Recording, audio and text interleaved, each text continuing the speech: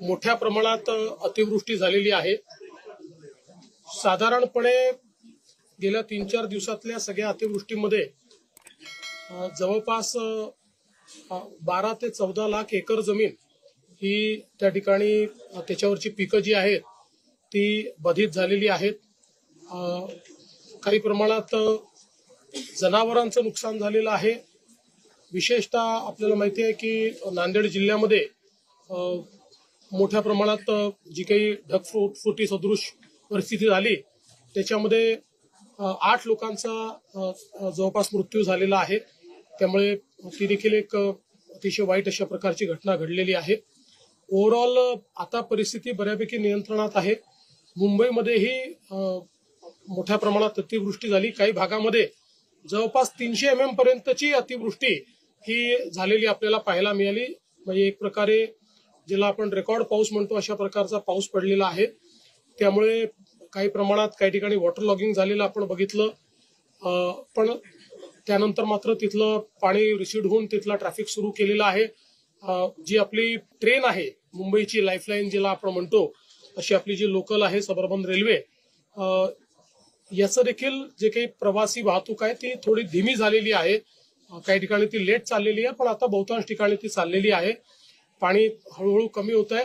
विशेषतः मिठी नदी जी आहे ही धोका पातळीवर त्या ठिकाणी गेल्यामुळे सुरुवातीच्या काळामध्ये 400-500 लोकांना आपल्याला तिथनं इव्हॅक्युएट करावं लागलं, पण आता तिचंही पातळी हळूहळू कमी होते। पण पुन्हा पुढच्या काळामध्ये पावसाचे काही त्या ठिकाणी भाकितं किंवा पावसाच्या संदर्भातले फोरकास्ट हे काही देण्यात आलेले आहेत।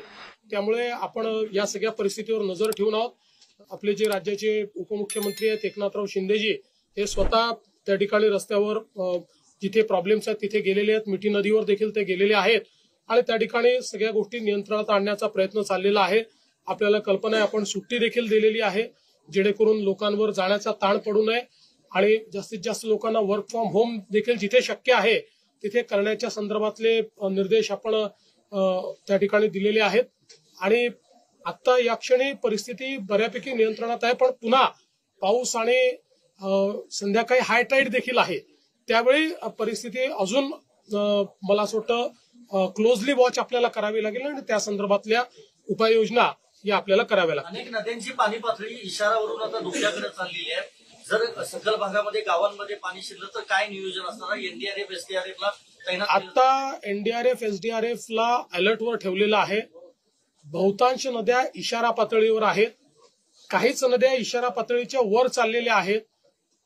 आपल्या बाजूच्या राज्यांसोबत आपला नीट संपर्क आहे, त्यामुळे जो काही विसर्ग आहे त्याचं जे मॅनेजमेंट त्या राज्यांसोबत करावं लागतं ते मॅनेजमेंट आपण चांगल्या पद्धतीने करतो आहोत।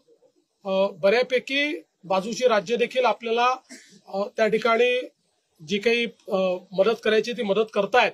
आता विशेषतः चिंता आपल्याला हिप्परगीची आहे आणि त्याच्यात त्यांनी विसर्ग सुरू केला, पण तो अधिक करावा अशा प्रकारचे म्हणजे आपल्याला वाटतं, तर ते त्यांच्याशी आपला व्यवहार चाललेला आहे।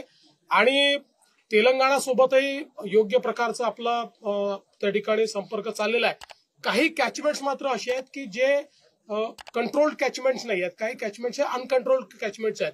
त्या कॅचमेंटमध्ये जरा जास्त आपल्याला धोका आहे, तर त्याच्याकडे आपण लक्ष